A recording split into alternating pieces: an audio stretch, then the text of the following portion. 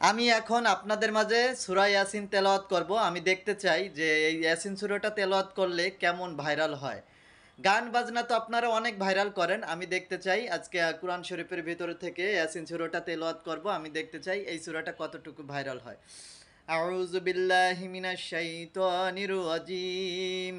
বিসমিল্লাহির রহমানির রহিম। ইয়াসিনুল কুরআনিল হাকীম ইন্নাকা লামিনাল মুরসালিন আলা সিরাতিম মুস্তাকিম।